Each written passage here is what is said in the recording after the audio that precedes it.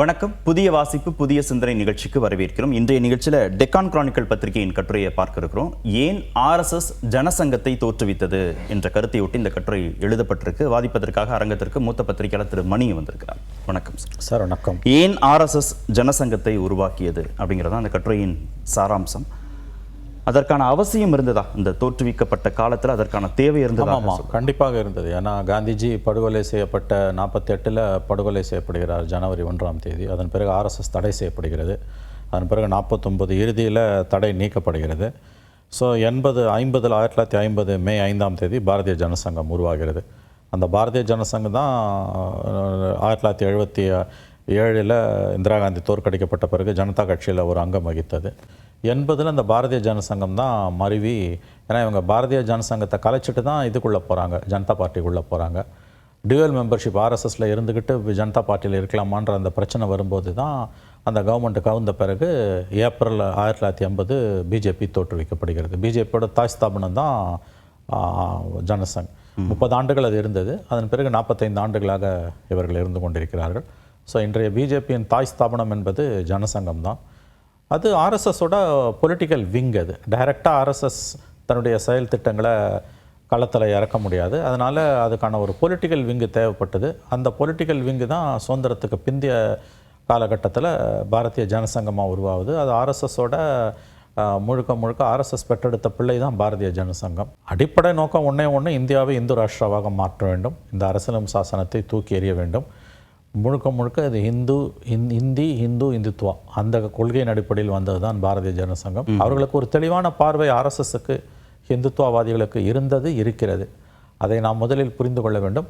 75 ஆண்டுகள் பாரதிய ஜனசங்கத்தோட இன்றைய பிஜேபியோட தாய் ஸ்தாபனத்தோட தோற்றுவாயை அதனுடைய பிறப்பை நாம் அவர்கள் கொண்டாடுகிறார்கள்.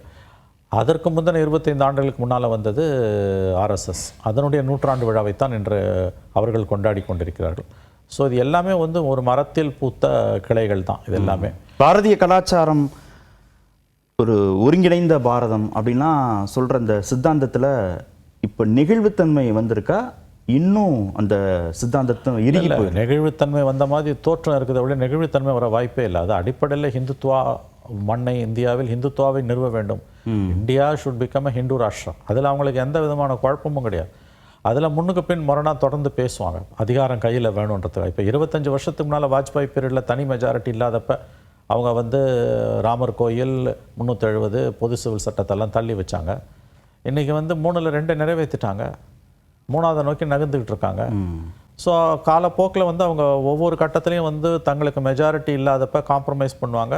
அந்த காம்ப்ரமைஸ் பண்ணிக்கிட்டு ஆளக்கூடிய காலகட்டத்தில் தங்களுடைய கட்சியை, தங்களுடைய ஸ்தாபனத்தை, தங்களுடைய கொள்கைகளை நன்றாக வேரூன்ற செய்வார்கள். அதற்கு பிறகு அடுத்த வாய்ப்பு வரும்போது அதை செயல்படுத்துவார்கள். அவர்களுக்கு ரொம்ப தெளிவான ஒரு பார்வை இருக்கிறது. அவர்கள் கொடுக்கக்கூடிய எந்த வாக்குறுதிகளையும் அவர்கள் காப்பாற்ற மாட்டார்கள். அரசியலுக்காக எதை வேண்டுமானாலும் செய்யலாம் என்பதுதான் அவர்களுடைய சித்தாந்தம். பாபர் மசூதி இடிக்க மாட்டோன்னு உச்சநீதிமன்றத்தில் ஒப்புதல் பிரமாண வாக்குமூலம் கொடுத்துட்டு போய் இடித்தாங்க. அதான் நரசிம்மராவ் கண்ணீர் விட்டு அழுதார், இடிக்க போகிறாங்கன்னு எனக்கு நான் நம்பினேன். அவங்க வாக்குறுதியை சுப்ரீம் கோர்ட்டுக்கு கொடுத்துட்டு போய் இடித்தாங்க. அதுதான் ஆர்எஸ்எஸோட உண்மையான முகம். ஸோ நாளைக்கு இன்னும் மெஜாரிட்டி வந்ததுன்னா 400 மறுபடியும் ஒரு 300 சீட் இப்போ குறைஞ்சிருக்குது மோடிக்கு. 400 சீட்டு வந்ததுன்னா கண்டிப்பாக பொது சிவில் சட்டம் வரும், இன்னும் பிற விஷயங்கள் வரும். அதனோட அடிப்படை கூறுகளில் ஒன்றாக சிறுபான்மையின மக்கள் மேலும் மேலும் ஓரங்கட்டப்படுவார்கள். அவர்களுடைய வாக்கு உரிமை ஒரு காலகட்டத்தில் முழுவதும் பறிக்கப்படாது, ஆனால் மட்டுப்படுத்தப்படும். இது முழுக்க இந்து ராஷ்டிராவாக உருவாகும். 47 இந்தியா பாகிஸ்தான் பிரிந்த பொழுது அப்பொழுது இங்கே இருக்கக்கூடிய இஸ்லாமியர்கள் அங்கே போயிருக்க வேண்டும் என்பதுதான் அவர்களுடைய தெளிவான பார்வை. ஆனால் பாகிஸ்தானோட பேச்சுவார்த்தை நடத்தணும், பிற்படுத்தப்பட்ட மக்கள் மேலே கொண்டு வருவதற்கு யோசிக்கணும் அப்படின்லாம் சொல்கிறாங்க. உயர்தட்டு மக்கள், உயர் சாதி இந்துக்கள் இருக்கக்கூடிய கட்சி ஆர்எஸ்எஸ், பாரதிய ஜனதாலாம் விமர்சனம் அந்த நிலையில் ஓபிசி மேலே வரணும்னு இப்போ பேசுகிறாங்க. அது இப்போ இருக்க ஸ்ட்ராட்டஜி. அது இப்போ இருக்கக்கூடிய ஸ்ட்ராட்டஜி. அது அன்றைக்கே அந்த ஸ்ட்ராட்டஜியை முன் வச்சாங்க. அதை எடுத்துகிட்டு போகிறதுக்கு சரியாக ஆள் இல்லாமல் இருந்தது. இன்றைக்கி அதை பிடிச்சிக்கிட்டாங்க. மோடியும் அமித்ஷாவும் யார்? ஓபிசி தான் அவங்க. ஆனால் நடப்பது பூரா யாருடைய ஆட்சி? சனாதனிகளின் ஆட்சி தானே இங்கே நடக்குது. ஆர்எஸ்எஸ்க்கு எதுக்கு இவங்க ரிப்போர்ட் பண்ணுறாங்க? ஆர்எஸ்எஸ் எக்ஸ்ட்ரா கான்ஸ்டியூஷனல் அத்தாரிட்டி தானே. சோனியா காந்திக்கு யூபியை அப்போது ரிப்போர்ட் பண்ணும்போது என்ன பேச்சு பேசினாங்க. ஆனால் இத்தனைக்கும் அவங்க தெளிவாக ஒரு போஸ்டிங் அவங்களுக்கு கொடுத்தாங்க. பொலிட்டிக்கலி பியூரோக்ராட் ஆஸ்பெக்டில் அவங்களுக்கு சோனியா காந்திக்கு வழிகாட்டு குழு தலைவர், யூபியோட வழிகாட்டு குழு தலைவர்னு சொல்லிட்டு ஒரு பதவியை ஏற்படுத்தி முறையாக தான் எல்லாத்தையுமே செஞ்சாங்க. ஆனால் இங்கே அப்படி எதுவுமே இல்லையா. ஆண்டுதோறும் ஆர்எஸ்எஸ்க்கு பிஜேபியுடைய மந்திரிகள் அத்தனை பேரும் ப்ராக்ரஸ் ரிப்போர்ட் கொடுக்குறாங்க, இன்க்ளூடிங் மோடி. எந்த கெப்பாசிட்டியில் ஆர்எஸ்எஸ்க்கு இவங்க கொடுக்குறாங்க? யார் இந்த ஆர்எஸ்எஸ்? நம்ம ஆர்எஸ்எஸ்க்காக ஓட்டு போட்டோம், பிஜேபிக்கு தானே ஓட்டு போட்டோம். ஆனால் அவங்க தெளிவாக இருக்காங்க, நேரடியாக ஆர்எஸ்எஸ் களத்துக்கு வராது, பிஜேபி வரும். பிஜேபிக்கு நீங்கள் ஓட்டு போட்டினா நாங்கள் இந்து ராஷ்டிராவை நோக்கி நகருவோம். இதில் நடுப்புற வந்து ஓபிசி, எம்பிசி, எஸ்சி, எஸ்டின்றதெல்லாம் கதையளக்கும் சமாச்சாரங்கள், அந்த போர்வையை மேலே அவங்க போத்திப்பாங்க. அதை தாண்டி அவங்க எதுவும் செய்ய மாட்டாங்க. இவ்வளோ பேசுகிறாங்களே, குடியரசுத் தலைவரை ஏன் வந்து நாடாளுமன்ற கட்டட திறப்பு விழாவுக்கு அழைக்கல? இத்தனைக்கும் நாடாளுமன்றம் என்பது parliament is equal to, parliament is consisting of Lok Sabha, Rajya Sabha and president. Lok Sabha, Rajya Sabha and president 3 சேர்ந்தது தான் பார்லிமெண்ட். நாடாளுமன்றத்துக்கு ஒரு கட்டடத்தை தொடக்குறீங்க, குறைஞ்சபட்ச நியாய தர்மத்தின் அடிப்படையில் பார்த்தாலும் மினிமம் ரெக்குயர்மெண்ட் பிரசிடென்ட் அழைக்கணும். பிரசிடென்ட் அழைக்கவே இல்லை நீங்கள். இப்போ யுனைடெட் பாரத், அப்புறம் development of single Bharatiya culture, Bharatiya கலாச்சாரம், ஒருங்கிணைந்த பாரதம்ங்கிறது இவ்வளவு வேறுபாடுகளோட எப்படி சாத்தியம்னு ஆர்எஸ்எஸ் நம்புது? அது அது அது அவங்க நம்புகிறாங்க உறுதியாக, அதில் நம்ம சந்தேகம் வேணாம். அவங்க உறுதியாக நம்புகிறாங்க. பன்முகத்தன்மையை சிதைப்பது தான் 11 ஆண்டுகளில் மோடி அரசு செய்த மிகப்பெரிய சாதனை. பாரதிய கல்ச்சர் என்பது, பாரதிய கலாச்சாரம் என்பது இந்து கலாச்சாரம் தான் அவங்க சொல்கிறாங்க. அது இந்திய கலாச்சாரம்னு அவங்க சொல்லலை, இந்து கலாச்சாரம். இது வந்து இஸ்லாமிக் கல்ச்சர், கிறிஸ்டியன் மைனாரிட்டிஸோட கான்ட்ரிபியூஷனு எல்லாம் சேர்ந்தது தான் இந்தியா. ஆனால் அவங்க கொடுக்குறது வந்து பாரதிய கல்ச்சர் தான் அதுக்கு கொடுக்குறாங்க, பாரதிய சன்ஸ்காரம் தான் சொல்கிறாங்க. ஆகவே அதில் அவங்க தெளிவாசி ஒரு விஷயம் நீங்கள் நல்லா புரிஞ்சுக்கணும், அவங்களுக்கு என்ன வேணும்னு அவங்களுக்கு தெரியுது. அவங்களோட சித்தாந்தங்களில் மட்டும் இல்லை, அவங்களுடைய இலக்குகளில் அவங்க ரொம்ப ரொம்ப ரொம்ப தெளிவாக இருக்காங்க. இந்த இடத்துக்கு வரத்துக்கு அவங்களுக்கு 100 வருஷம் ஆயிருக்கு. நீங்கள் 75வது ஆண்டு விழாவை பற்றி பேசுகிறீங்க, ஜனசங்கத்தை பற்றி. 100வது ஆர்எஸ்எஸோட 100வது ஆண்டு விழா இது. அதை தான் நம்ம அதிகமாக கவனிக்கணும். ஆர்எஸ்எஸ் பல பிள்ளைகளை பெற்றெடுக்கும். அதில் ஒரு பிள்ளை தான் ஜனசங்க, அது குட்டி போட்டது தான் பிஜேபி. இதோட கிளை ஸ்தாபனங்கள் தான் விஹெச்பி, இந்து முன்னணி, இந்து மக்கள் கட்சி, ஜனகல்யாண், சுதேசி ஜாகரன் மஞ்ச். அதற்கு பல தலைகள் உண்டு. மல்டி ஹைட்ராய்டட் மான்ஸ்டர். அது அவங்களுக்கு அது ரொம்ப தெளிவான பார்வை. ஏன்னா வந்து இந்த மாதிரி பல அமைப்புகளை வச்சிருந்தா தான் பல தரப்பட்ட மக்கள்கிட்ட போய் நம்ம வேலை செய்ய முடியும்னு அவங்க நம்புறாங்க.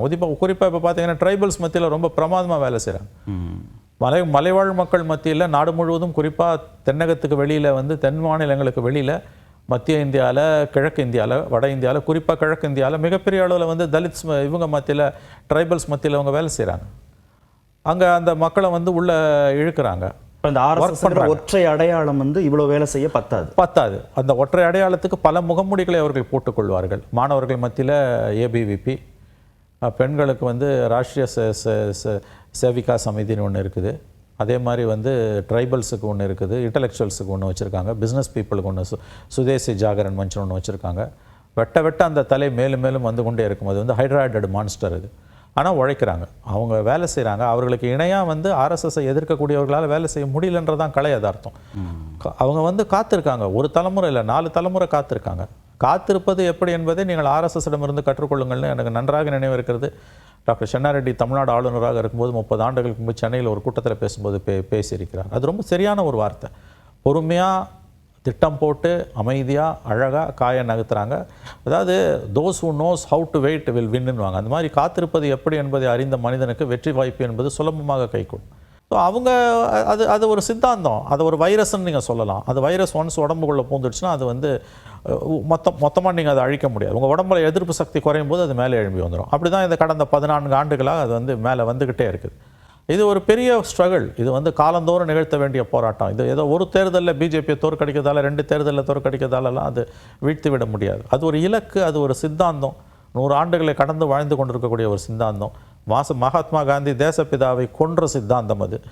அந்த சித்தாந்தத்தை எதிர்த்து போராடுவது என்பது ஒரு தேர்தல் வெற்றி அல்லது தோல்வி மூலம் சாத்தியப்படக்கூடியது அல்ல. 2வது, அந்த சித்தாந்தத்தை எதிர்த்து போராடும் பொழுது வந்து அதை எதிர்க்கக்கூடிய அத்தனை கட்சிகளும் அடிப்படையில் கொண்டிருக்க வேண்டிய விழுமியங்களில் ஒன்று தூய்மையான நிர்வாகம். பாசிசத்துக்கு மதவெறிக்கு எதிரான போராட்டத்தில் அடிப்படை தேவை தூய்மையான நிர்வாகம், கூடிய வரைக்கும் ஊழலற்ற நிர்வாகம், கூடிய வரைக்கும் வாரிசுகள் அற்ற, குடும்ப அரசியலற்ற நிர்வாகம். இது 2ஐயும் நாங்கள் செய்வோம், பிஜேபி எதிர்ப்போம்னு சொன்னீங்கன்னா உங்களை விட முட்டாள்கள் யாரும் கிடையாது. ஏன்னா அதுதான் அவர்கள் வந்து கோல் வச்சுவதற்கான ராஜபாட்டையை திறந்துவிடும். அதுதான் இன்றைக்கி இந்தியா பூரா நடந்துகிட்டு இருக்கு. நாளைக்கு தமிழ்நாட்டிலையும் அதான் நடக்க போகுது. நன்றி நிகழ்ச்சியில் பங்கேற்றதற்கு. புதிய வாசிப்பு, புதிய சிந்தனை நிறைவு பெற்றது.